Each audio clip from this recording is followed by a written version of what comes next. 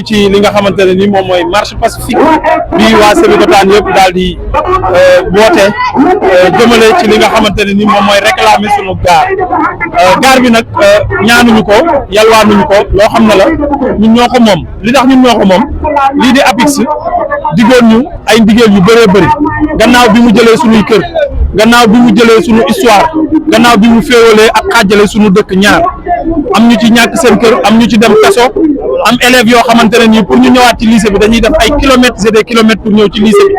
am ñoo xamante ne nii pour ñu jógee seen quartier muy waa Médina 4 daal di dem ci marché bi dañuy ñiiri ay kilomètres pour def ko insécurité bi nga xam ne caténaire bi ñu monté léegi def ko sous tension xale yi mënuñu koo xàmmee mënuñu ko ràññee war fa dégg ñuy laaj passerelle joxuñu ko leneen li nga xamante ne nii tamit moom la ñuy yittewoo di ko laaj booboog léegi moom mooy suñu dispensaire bi ñu jëloon ne dañuy jox centre de santé loolee lépp boo ko boolee li tax ñu nangu woon ko mooy dañ ñoo diggoon gaar maintenant nag gaar boobu joxuñu ñu ko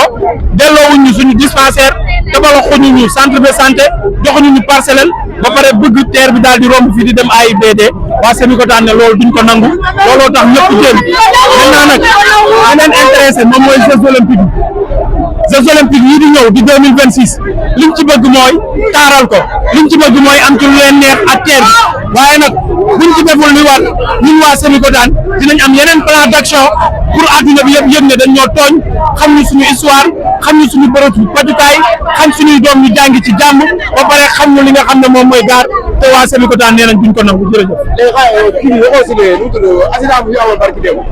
waaw moom laa wax nee naa passerelle yi nga xam ne ñàkk na ko ak normes yi nga xam ne amu ko looloo tax suñuy doom di ñàkk seen i bakkan lu bëree bëri gisoon nañ fi Jakarta man bi ak saret bi gis nañ kër ki démb auto personnel bi ak camion bi li nga xamante ne nii faat na ko benn ndaw boo xam ne moins de 25 ans loolu nag mu nekk naqar ak tiis bu nekk ci góor ci xolu waa Sébikotane ñuy wax rek na ñëpp gën a mobiliser wu ñëpp gën a jàppoo gën ñu xeex li nga xamante ne nii du pour ñun kese mais suñuy doom ëllëg pour suñuy njaboot ëllëg pour suñuy rak ak pour suñuy sœur yi nga xamante ne war nañoo ñëw fekk di kaar. Donc nous sommes là pour exprimer le mécontentement des populations de Sébikotane. Nous sommes là pour porter la voix d'une population qui est méprisée, d'une population qui se sent lésée, qui se sent blessée, mais qui n'est jamais réprimée. Lorsque le terre traversait notre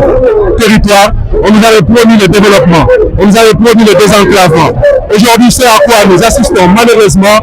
c'est une mise à mort de Sébikotane. Notre poste de santé a été détruit, remplacé par un appartement privant les populations de Sébikotane de soins de proximité. Le centre de formation a été rasé malheureusement, privant de milliers de jeunes de formation. Aujourd'hui, le plus dur, c'est que nous n'avons même pas de passerelle, exposant toutes les populations de Sébikotane à des dangers. Récemment, nous avons perdu une sœur par un accident comme ça parce que justement, nous n'avions pas de passerelle. C'est inadmissible pour une ville aussi grande que Sébikotane. C'est inadmissible pour une gare, une ville qui a plus de 50 000 habitants. Nous exigeons le plus rapidement possible la construction de notre gare. Le directeur de l'APIX, dans son discours lui-même, dit que cette gare est importante dans la mesure où elle déporte plusieurs localités qui entourent Sébikotane. C'est pour ces raisons-là que nous sommes là aujourd'hui, debout, exigeons le plus rapidement possible la construction de notre gare, la construction de notre poste de santé, la construction également de l'école Médina 4, etc. Donc c'est la raison de notre présence. Et vous avez vu aujourd'hui que les populations de Sébikotane se sont mobilisées massivement pour dire non, non, non aux lenteurs de l'APIX. Nous voulons que notre gare soit construite le plus rapidement possible. Et nous mettons en garde le directeur de l'APIX qui insinue que lors du commencement des travaux, la population de Sébikotane n'était pas aussi conséquente. C'est un manque de respect que nous ne tolérerons plus. Nous demandons au directeur de l'APIX de revoir sa communication et de revoir ses dispositifs pour que Sébikotane puisse le plus rapidement possible bénéficier de sa gare. Nous vous remercions beaucoup. Merci beaucoup. Bismillah. Ñun moom dañu soxla suñu gaa ak suñu passerelle pour élèves yi parce que instant bii nii soxla nañ ko trop ci Sébikotane instant yi nii accident yi bëri na fii comme les gens mooy loolu soxla nañ passerelle suñu gaar en tout cas waaw Sébikotane daal soxla nañ suñu passerelle suñu gaar léegi yow seen kii bi laa laaj quoi ni ngeen a jégee nii seen gàncax la tudd moom kii. waaw gàncax la léegi seen jéggi bi boobu ngeen wax si kii bi. jéggi bi moom fii parfois day am ay embouteillage parce que jéggi bi élèves yi dañuy mujjee kii pour ñu leen di may embouteillage bi day kii fii ba jëm ñaajo noonu il faut que tamit ñu wutal ñu ay passerelle pour ñu mën a kii élèves yi tamit sonn nañ trop parfois dañuy gis jakartaay ñuy laal élèves yi affaire yooyu noonu xam nga il faut que daal ñu wutal ñu ay passerelle foo xamante ne dinañ mën a kii pour ñu moytu yenn kii yu ndaw yi daal en tout cas parce que instant bii daal sonn nañ trop day soxla suñu gars suñu passerelle rek. ok merci. kontaan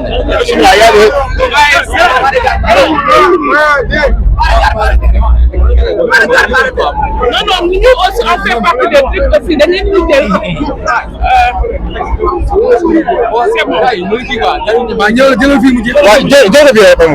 Voilà, merci.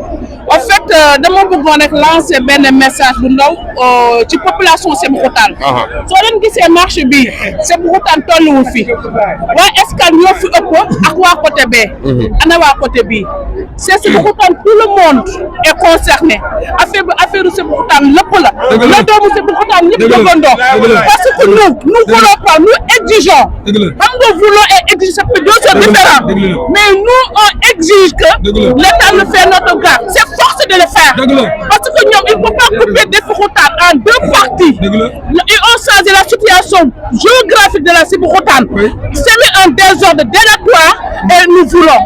pas nous exigeons et ça va se faire. Oui, Inch'Allah. Parce que nous aussi, il faut qu'on respecte aussi la population des Sébikotanois. On est fatigué. Oui. Il y a beaucoup de désordre. Qu'est-ce que l'État il a foutu pour nous? Rien du tout. Et on finit aussi, il y a des isanes au teint de la tête des enfants pour nous créer des bordels aussi. On ne comprend même pas. Nous exigeons. Nous ne voulons pas, mais nous exigeons. Merci. On va exiger.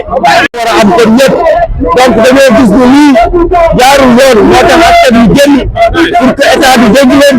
Sénégal dégg leen wax ni Sébikotane dañ fee war a def dara ñu ngi félicité population bi yëpp ci génn bi ñu génn pour naqarlu lii parce que dafa jar a naqarlu kon nag na état bi Sénégal xam ni Sébikotane bu amul gaar car bi du doy tey nag dañuy commencé li ci kanam nag ñu ngi def yeneen plan d'action yoo xam ne mooy motal suñu yéene sans la gare à Sébikotane le train ne passera pas Inch'Allah. Merci. Bonjour. Au nom de la population. C'est Mouhamadou Moustapha Sarr. Alias Monsieur le Cap. Borom Sébikotane tout. Bon maa ngi nuyu ñëpp di leen def seen wàccuwaay bu baax a baax a baax. surtout Sébikotane laa wax parce que doomu Sébikotane laa li tax ma koy wax mooy s'interpelle directement au monsieur le président de la République monsieur Bassirou Diomaye Diakhar Faye s'interpelle directement monsieur le premier ministre Ousmane Sonko avec son gouvernement da leen wax ñun lii ñuy xeex ni ñun doomu Sébikotane lii nga am tey dañoo taxaw di ko xeex damaa bëggoon ñoom seen jëmi bopp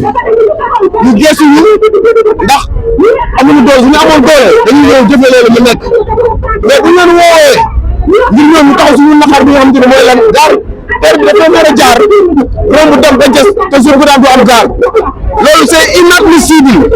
parce que Sébikotane dafa bokk si commune yi gën a mag ci Sénégal tey boo ñëwee fii école bi ñu am tuuti fii la nekk kàngaam yi mag Afrique fii lañ jàngee kon tey Sébikotane nekk na commune boo xamante ne nii dañ koo war a gerte si lépp Sébikotane dafa war a am gaar Sébikotane mënuñu ñàkk gaar loolu mënuñu nekk c'est impossible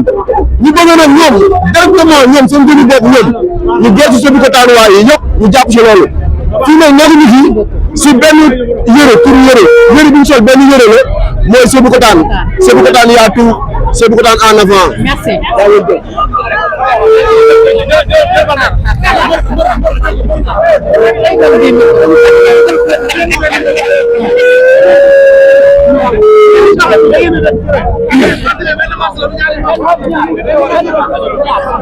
xoolal après da ngay féete nii nga bàyyi champ bi sinon gars yi du ñu jël. waaw mbokk yi ñu leen di ziar bu baax a baax man la Boy Baldé le leader de Sébikotane mun naa woon parce que waa leader gox bi yëpp quoi kon ñu kenn amul kenn koy wax lamb Sénégal boo waxee Boy Baldé doo xam kuy Boy Baldé kon tey jii moment liggéey te wax effectif bi yëpp comprendre nga ñun nag yéen réclamé bëriwul quoi mooy dañoo bëgg tey jii xam nga hôtel la ñuy laaj xam nga ak gaar comprendre nga ñu teg ci ay conditions yu baax yoo xamante ne xam nga moom mooy loolu parce que tey jii métti na bëgg demoo Ndiaye sax bi am fii maanaam bu am fasale maanaam bu na ñàkk bu daa du am kon tey jii dañuy woo ay benn jëmaa jaaxa fay pour ma say ñu am fi jàpp ko sama fon yi yëpp ñu la tëj ñëpp ay yoo xam ne am benn mo dem leen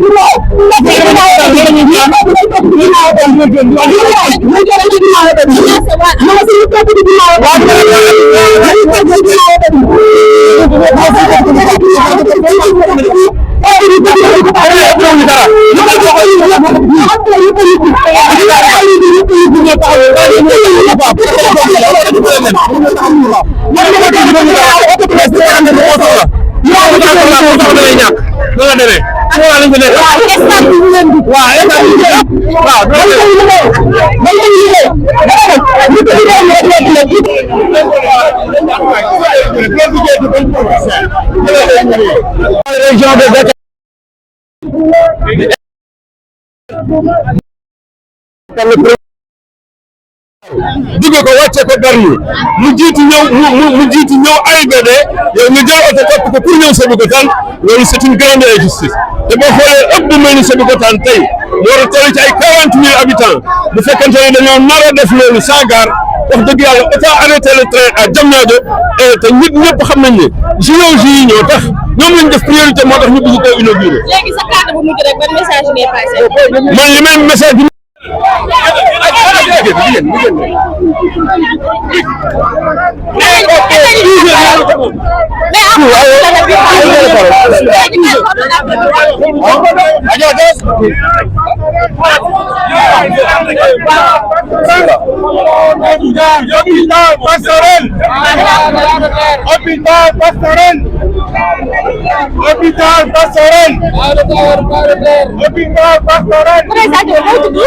sama soxna si na def yaa ngi ci jàmm Cheikh Bou Mohamed laa tudd. waaw marche bi c'est normal ñu def ko parce que marche bi dañ koy def si yar ak teggin parce que ñii nii lañ mën a def pour ñu mën a am lu ñu bëgg parce que Sébikotane du normal ñu fiy ñëw teer bi jaar fi ba pare amul gaar Sébikotane dëkk la te dafa yaatu population bi bari na kon war nañoo mën a am passerelle war nañoo mën a am gaar parce que loolu moom mooy normal parce que dëkk yi mu jaar yëpp am na fi ñun nag lii lañ mën a def pour sàkk ko pour état bi gis ko ñu mën ñoo yëg ñu xam ne Sébikotane c'est normal parce que waa Thiès fii Sébikotane waa 50 mi ngi fii waa Poutine fii ba Kayar ñu leen mën a wàcc pour mën a def kon fii bu amul gaar kon nu ñuy def ñii ni nekk ci carrière bi tëj nañ leen amul passerelle amul dara loolu day métti barki démb daal dafa benn accident am loolu métti na te ci élève bu doon jàngi mu am fii accident xam nga loolu tamit métti na bu fekkoon moom passerelle lu yëpp di si am mais amuñu passerelle amuñu gaar ba pare ñu tëj bi amuñu lenn loo xam ne defal nañ ko Sébikotane c'est pas normal parce que Sébikotane dëkk la dafa war a am comme yeneen yi lu ñu am yëpp ñun ñu am ko parce que loolu moom mooy yoon Sébikotane ñun dañ koo bëgg parce que fi lañ juddoo fi lañ yaroo fi lañ màggee lépp lu ñuy xeex ci nga xam ne si yar la ci discipline dañ koy xeexandoo ñun ñëpp loolu lañ bëgg. ban message ngay passé à la mairie ak APIX. waaw sama kàddu bu mujj lu may kii mooy APIX nañ ñu jéem a jàppale ñu defal ñu dispensaire ak terre bi ak gare bi ñu defal ñu ko normal parce que loolu moom mooy Sébikotane amul dispensaire amul hôpital bi nag boo xam ne dañoo loué benn kër boo xam ne pour Sébikotane loolu c'est pas normal ah loolu c'est pas normal ñu toj suñu hôpital ba pare defaluñu dara c'est pas normal dañu defal hôpital boo xam ne hôpital bu moderne la ñu defal ñu gare boo xam ne gare bu moderne la pour ñun ñu siy mën a yéeg a ko wàcc parce que loolu moom mooy ak passerelle parce que dañoo tëdd xoolal Sébikotane ay këru cosaan lañ ko jël ñu toj ko ba pare defaluñ ñu dara loolu c'est pas normal dañu defal loo xam ne ñun satisfaire nañu loolu daal lañ leen di wax ñu ngi def nag suñu marché si yar ak teggin waaw ok merci beaucoup gis nga ay jël intéressé jël ma waa yooyu ki ko baax ok soxna si da ngeen di avancé dem ci kanam ngeen mën a jël image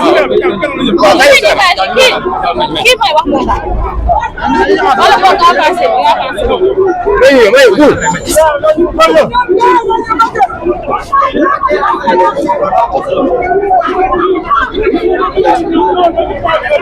ñu dem gaaw ah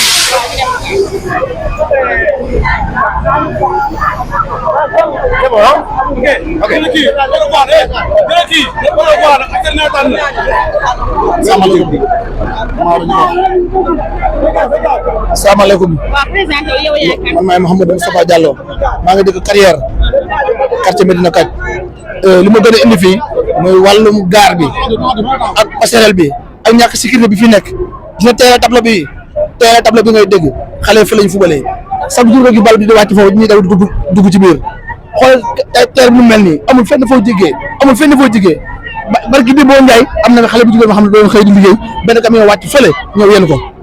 fa mu jaara fa dee lii jàmm la lii du jàmm nañ jàppale ngir yàlla ñam passerelle ak sécurité ak gaar loolu lañ bëgg loolu la ñuy ñaan di laa war a suñu APIX dañ jàppale ci loolu ak kër yi nga xam ne jël nañu terrain yi te ba léegi encaissé wuñu suñu xaalis am na ay terrain yoo xam ne ba léegi joxuñu leen seen xaalis joxuñu leen xaalis waa APIX ak hôpital bi ñu toj ci tabaxuñu hôpital li fi nekk daa bëri asalaamaaleykum wa rahmatulah barakatu. salaamaaleykum. man la Khalifa Ababacar Diop. loolu mën a wax tey si marché bi. bon marché bi vraiment population bi nag des nañoo génn malgré ñu jot a génn mais population bi surtout waa mouvement nawetaan tey jii ñoo waroon a fees bu fekkoon ne football la final kon fii de fees dell donc li ñuy njëkk wax waa APIX mooy waxoon nañu dinañ defar suñu stade ba léegi defaruñu stade waxoon nañu dinañ defaral école ba léegi defaruñu école waxoon nañu dinañu defal hôpital centre de santé bu mag ba léegi defaruñu ko location dispensaire yi ba léegi matalewul ko donc état c'est une continuité gouvernement actuel bi la ñuy wax mu gaaw jàppale waa Sébikotane tout récemment rek yàggul am na benn xale boo xam fii lañ ko reyee te construction pont bi lu jar a seetaat la Sébikotane mérite des passerelles parce que Sébikotane du dëkk bu ndaw dëkk bu mag la mag la boo xamante ni carrefour la parce que boo jógee Thiès foog nga jaar Sébikotane boo jógee yeneen dëkk yi foog nga jaar Sébikotane donc Sébikotane carrefour la lu war ci moom nañ ko def nañu jox gëdd état nañu jox gëdd. léegi sa kàddu ban message rek bu ndaw rek ngay wax waa APIX. waaw message bu ndaw bu may wax waa APIX mooy la nga waxtaane woon ak jeunesse Sébikotane na ko matale nañu defaral ñun stade nañu defaral ay passerelles nañu construire des écoles yooyu yëpp def ñu ko waxoon vraiment ba léegi matalul dara wasalaam.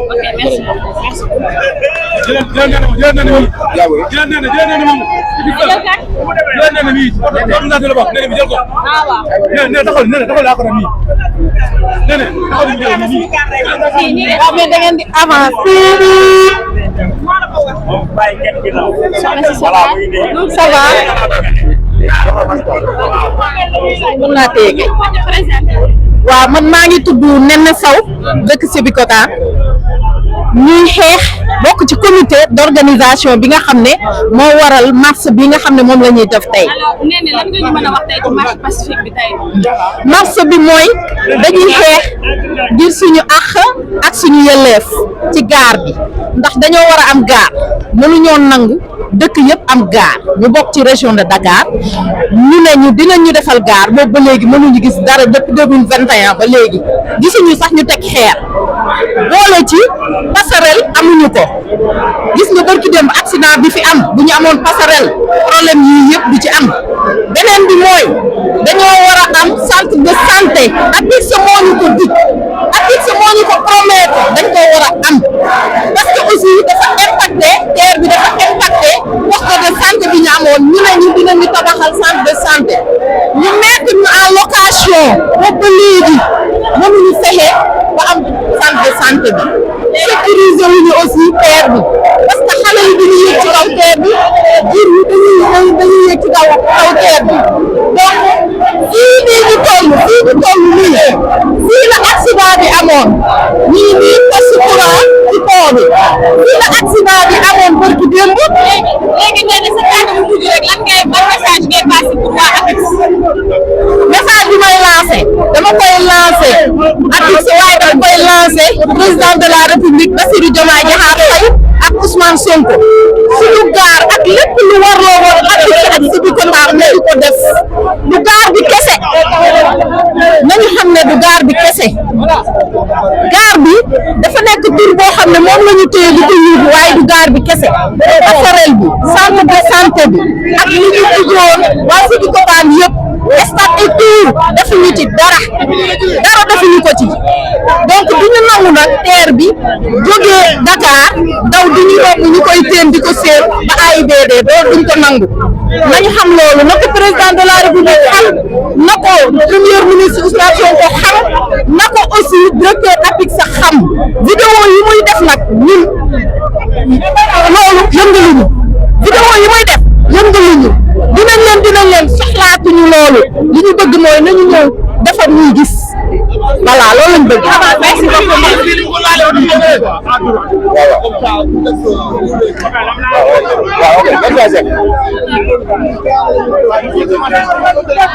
mais man daal ana ndox bi.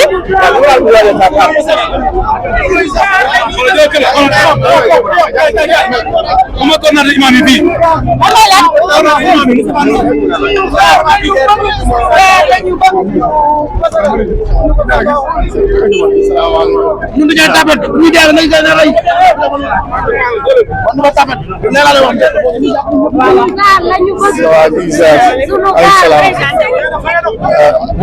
dañuy doxale imam Moustapha Diouf imam pour Sëñ Touba en même temps délégué de quartier Darou Salam représenté fi délégué yi en même temps imam yi di wax rek ni waaw marche bi tey jii mënul ñàkk ndax dama wax ni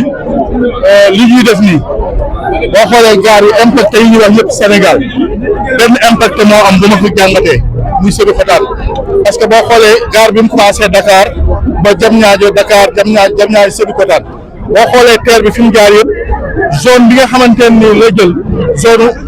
raay bi la mais bi mu ñëwee ba Sébikotane dafa bàyyi yoonam daal dagg dëkk bi mu daggee dëkk bi dafa jël li nga xamante ne mooy moomeelu Sébikotane nga xamante ne dañ cee dëkk daal di koy traversé kon booy xool nan la impact mooy Sébikotane impacté wul keneen ci biir loolu dafa ñëw jël suñu maternité yi jël suñu hôpital yi jël li nga xamante ne mooy fi nga xam ne la ñuy jàngee jël suñu stade jël li nga xamante ni insécurité la daal di koy installé ci Sébikotane. donc ba ma la déggee bu baax marche pacifique bi nekkul gaar bi kese ngeen di revendiquer. non du gaar bi kese dañuy revendiquer poste de santé bi dañuy revendiquer en même temps passerelle yi parce que loolu yëpp dañ ko yaas suñu centre tamit bi nga xamante ne tamit mooy centre bi nga xamante ne dañ ko war a defoon bi xale yi dafa jàng métier dañ ko yëkkati kon li ñu jël bëri na du gaar kese kon lépp dafa nekkoon ci papier que ñoom dañ ko war a ñëw def ko te defuñu ko. kon imam sa kàddu bu mujj rek ban message ngay lancé waa APIX. li may lancé waa APIX du lenn lu dul ko ñoom ñu xam ne lu ñu waxoon nañ ko def maanaam nit bu fekkee ne dafa ñëw jëflante ak ay gor jëflante ak dëkk jëflante ak ñoo xamante ne daf leen a tooñ day bañ tool boobu ñëw daal ci kawam kon li jaadu moom mooy ñoom seen bopp ñu daal ñëw la ñu waxante woon ak dëkk bi ñu def ko parce que TER bi mënul daw fii Sébikotane mënul daw fii te defaruñ gaar bi mënul daw fii te defaruñ passerelle yi te loolu nag dañ cee mobilisé wu Sébikotane yëpp du affaire politique du dara mais Sébikotane ñoo jóg ñoom ñëpp pour que lii ñu defar muy imam yi muy délégué de quartier yi muy population bi muy daara yi ñëpp a jóg Sébikotane en masse ñoo jóg pour que ñu defaral ñu suñu gaar defaral ñu suñuy passerelle buñ ko defee rek jàmm salaam. possible parce que gis nañ ne TER bi commencé nañ essayage bi mooy dem ba fi nga xamante ne mooy gas AIBD mais amuñu gaar mënu fi taxaw ce qui revient à dire que bu ñu amul gaar bi TER bi amataluñu benn njëriñ merci beaucoup et que tout récemment gis nañ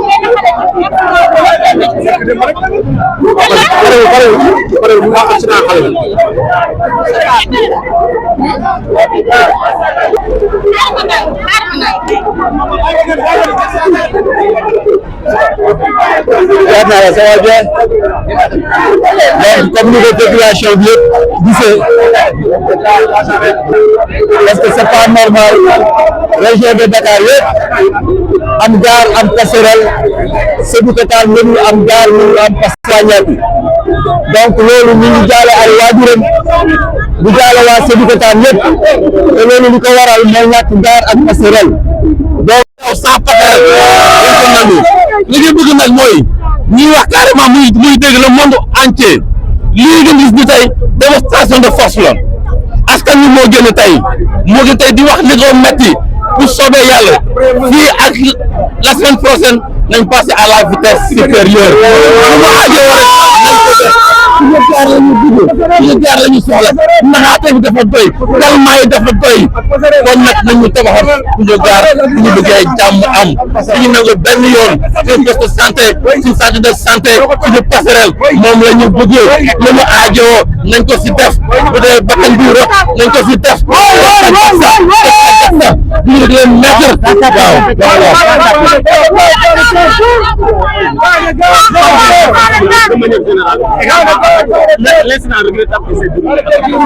Merci beaucoup. Nous remercions la population de Sébikotane. Comme vous l'avez vu aujourd'hui, il y a une grande manifestation. La manifestation, c'est un des plans d'action du collectif Sébikotane réclame sa gare et ses passerelles. Ça fait plus de 5 ans. Ça fait plus de 5 ans. Addis avait pris des engagements avant le commencement du gare. Donc l'Addis jusqu'à présent n'a pas encore respecté ses engagements. Voir la gare de Sébikotane, voir le poste de santé de Sébikotane. En ce moment où je vous parle, le poste de santé est en location dans un appartement, ce qui est inadmissible. Et il y a aussi l'école Midnakat, qui fait partie des engagements. Il y a la route de la route nationale à Yéba. Il y a aussi des incertitudes comme le réaménagement du centre collectif. Aujourd'hui, la population de Sébikotane dit niet et demande à ce que l'APIX respecte ses engagements. Sinon, le cadre ne va pas passer. Aujourd'hui, ce que vous avez vu aujourd'hui, c'est juste un début. C'est un début. Donc, prochainement, nous allons passer à l'étape supérieure. Vu que jusqu'à présent, l'APIX n'a même pas posé une pierre pour les engagements qu'il avait pris. Donc, basta, nous, on est à terme. On ne veut plus de promesses. Nous voulons que l'APIX vienne ici pour quand même commencer au moins les constructions. Donc c'est ce que nous demandons, toute la population Sébikotane. Récemment, il y a une fille qui est morte ici à cause du manque de passerelle. Donc nous avons pas où passent les véhicules, où passent les animaux, où passent même les personnes, les enfants, les écoliers. Donc c'est inadmissible. Nous ne pouvons pas continuer sans avoir de passerelle. La gare peut même demander les travaux. Mais les passerelles, comment on peut commencer le train, faire fonctionner le caténaire alors qu'il n'y a pas de passerelle? Comment ils vont monter ces passerelles? Donc nous disons que APIX actuellement est en train même de nous dépasser et nous n'allons pas accepter ça. Les questions. Et pour l'incident par rapport à l'accident,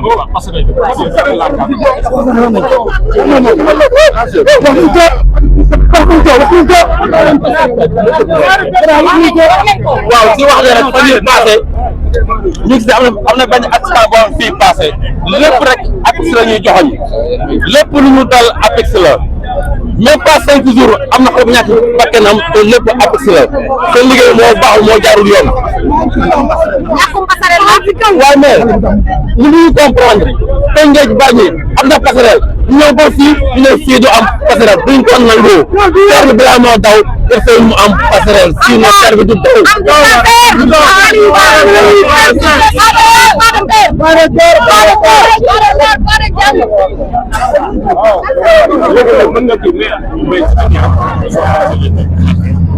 si seen génn massivement ngir wane ne ay doomu Sébikotane lañ ngir wane ne ay républicain lañu moo tax ñu génn tey di xeex di réclamer la gare de la commune de Sébikotane. C'est un combat boo xamante ni c'est un combat citoyen, c'est un combat collectif moo tax tey amul couleur parti. Tous les partis, tous les acteurs de développement ñoo génn ngir wax ak ñi nga xamante ne ñoo yor mbiru gaar bi muy APIX muy état ngir ñu defal ñu gaar ñaanuñu gaar bi yalwaanuñu ko saraxtuñu ko c'est un droit et que Sébikotane waaye ñu ngi koy réclamer beneen bi mooy dañuy réclamer ay passerelles pour éviter les accidents parce que tout récemment gis nañ doomu Sébikotane bi nga xam ne ñàkk na bakkanam ñu koy ñaanal yal na mottalee ndawam aljana ay mbokkam yal na leen yàlla may xol muñ dañuy wax ne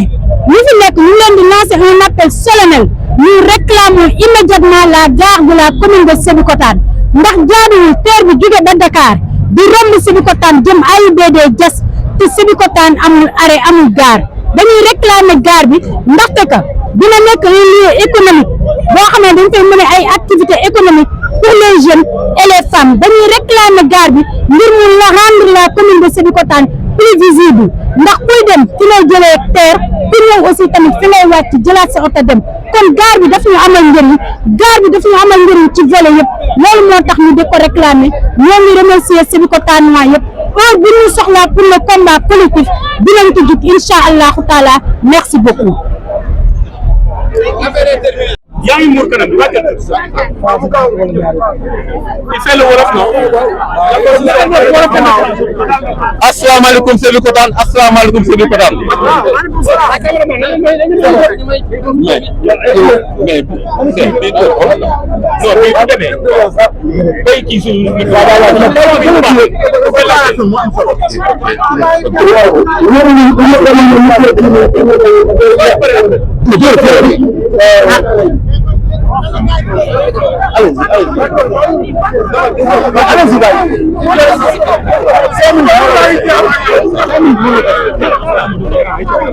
asalaamaaleykum Sébikotane asalaamaaleykum le monde entier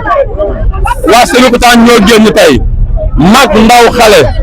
am luy metti trop nag ci waa APIX depuis 5 ans APIX mu ngi ñuy dig loo xam ne respecté wu ko est-ce que yéen waa Sébikotane est-ce que di ngeen nangu terre bi jaar fi sans la gare ñu wax ne gare dana am depuis boobu ba tey gis ñu birig ñu teg ñu jàpp ne dañuy nax gëmuñu loolu li ñu bëgg nag balaa la terre ji li ko posé mooy problème mu passerelle donc loolu même Médina Kaaj pour ñu dem ba CN bi aussi dañuy def grand tour donc loolu mooy tawat waa Sébikotane gare bi nit ñu ko mën a defarale nu mu gën a gaaw loolu la ñu soxla wasalaam jërë ngeen jëf merci.